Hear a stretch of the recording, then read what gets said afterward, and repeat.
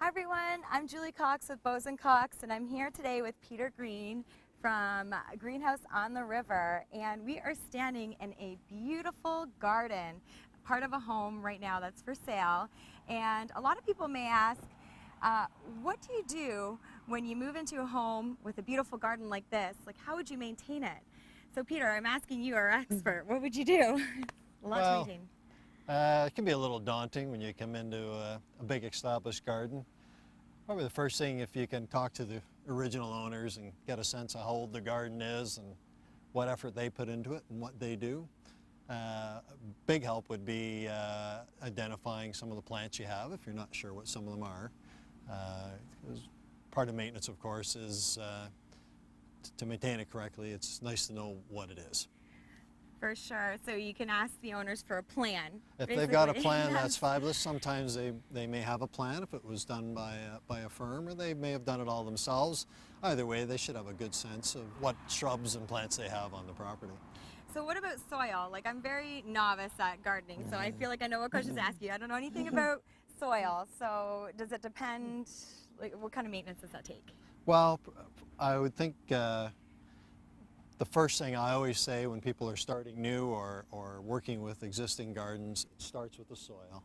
And soil quality and soil vitality is everything. A good routine is every year laying in a couple inches of compost on all the beds.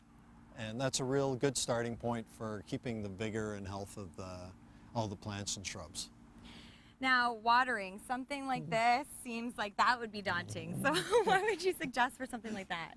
Plants will always look better, and if they're well maintained and they're healthy and they're vital, just like people, keeping plants healthy and vital is keeping the soil in good condition. And when there's a long period of drought or really hot weather, relieving the stress a bit and giving them some water so that they can make it through those drought periods and keep vigorous and keep healthy, so they look their best.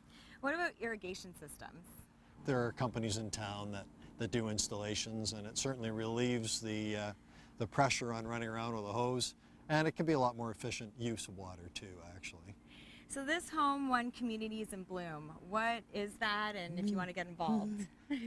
Well, it's a national program, actually, and Peterborough has participated in Communities in Bloom as a city. Judged against other cities of similar size, say Guelph or Petawawa or other similar sized communities. And it's also a neighborhood type program where people are judged on their garden compared to other similar homes in the community.